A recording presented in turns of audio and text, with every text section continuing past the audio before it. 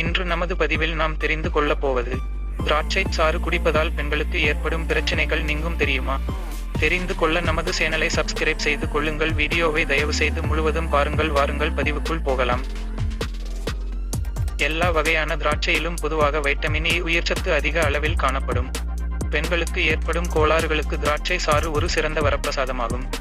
பொதுவாக சரியாக பசி எடுக்காமல் வயிறு மந்த நிலையில் காணப்படுபவர்கள் கருப்பு திராட்சை எனப்படும் பன்னீர் திராட்சையில் அரை டம்ளர் சாறு எடுத்து அதனுடன் சர்க்கரை சிறிது சேர்த்து அருந்தி வந்தால் மந்த நிலை நீங்கி நன்றாக பசி எடுக்கும்.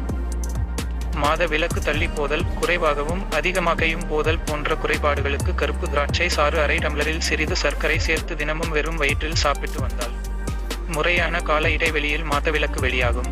திராட்சை சாற்றினை தொடர்ந்து 21 நாட்கள் சாப்பிட்டு வர வேண்டும். வயிற்றில் இரைப்பை, குடல்களில் புண் ஏற்பட்டிருந்தால் வாயிலும் புண் ஏற்படும். வாயில் உள்ள புண்ணை ஆற்ற வேண்டுமானால் முதலில் வயிற்றில் உள்ள புண்ணை ஆற்ற வேண்டும். இருமல் நின்றுவிடும். அல்லது எலுமிச்சை சாறுடன் சிறிய இஞ்சி துண்டை நறுக்கி போட்டு கொதிக்க வைத்து இருத்து ஆற வைத்து இதேபோல் தொடர்ந்து காலை மாலையாக 3 தினங்கள் கொடுத்து வந்தாலும் இருமல் நின்றுவிடும். தலைவலி இருப்பவர்கள் சூடான கப் காபியில் அரை எலுமிச்சை பழத்தினை பிழிந்து 3 நாட்கள் குடித்து வந்தால் பிறகு தலைவலியே வராது. தேள் கொட்டிய இடத்தில் எலுமிச்சை பழத்தினை 2ஆக பிளந்து ஒரு பாதியை கொட்டிய இடத்தில் நன்றாக தேய்க்க வேண்டும். இவ்வாறு 2 துண்டுகளையும் தேய்த்துவிட்டால் சிறிது நேரத்திற்கெல்லாம் விஷம் இறங்கி வலி நின்றுவிடும்.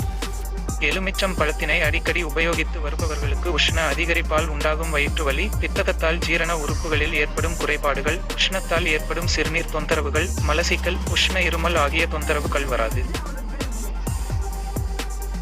மேலும் பல பதிவுகள் பார்க்க நமது சேனலை சப்ஸ்கிரைப் செய்து கொள்ளுங்கள். மீண்டும் ஒரு பதிவில் சந்திப்போம். நன்றி, வணக்கம்.